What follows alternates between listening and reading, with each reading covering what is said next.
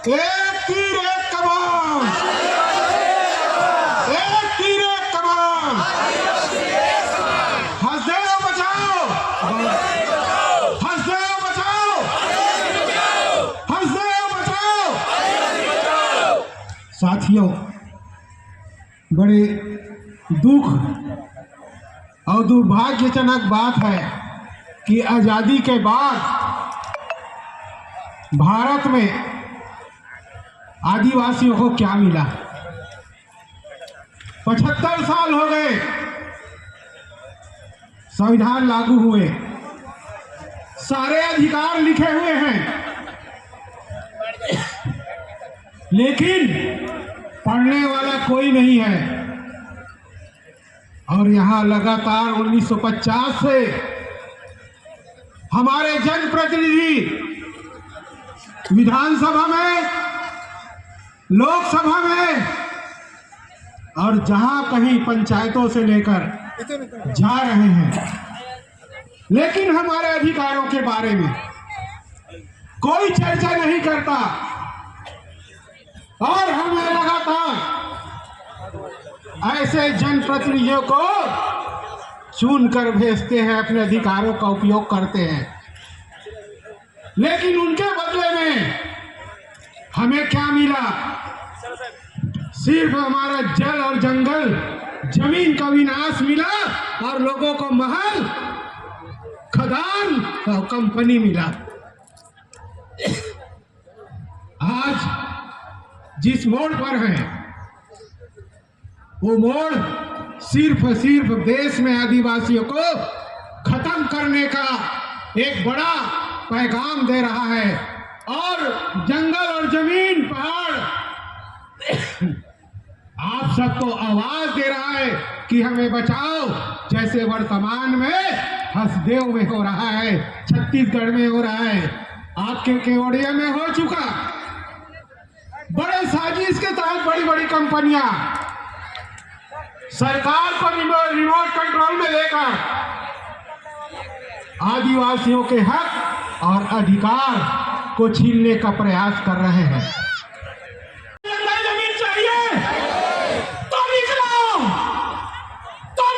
जंगलों और पहाड़ों से, तो निकलो घरों और मकानों से और जंग लड़ो, और जंग लड़ो इस देश के दुश्मन और समाज के गद्दारों से। और समय आ गया है अपने हक और अधिकार को लेने का।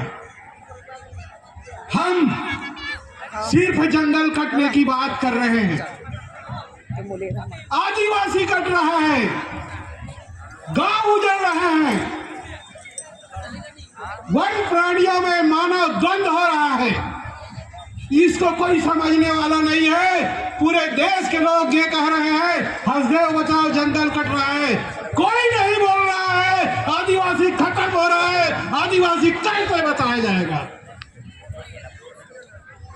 तो साथियों, समय की परिधि है, आप सबको निवेदन कर रहे हैं, आए हैं, हम व्हाट्सएप में, ईमेल में डाले हैं, हम राष्ट्रपति प्रधानमंत्री को हसदेव बचाने के लिए चिट्ठी लिख रहे हैं। जितने समाज हैं, जितने प्रदेश हैं, जितने बुद्धिजीवी हैं, वो सबको एक चिट्ठी लिखिए। आप सबका स्वागत है, प्रधानमंत्री, राज्यपाल, सबको। और इस जंगल को बचाएंगे तब हम आगे लड़ाई लड़ने के बारे में सोचेंगे, अन्यथा समाप्ति के कगार पे है।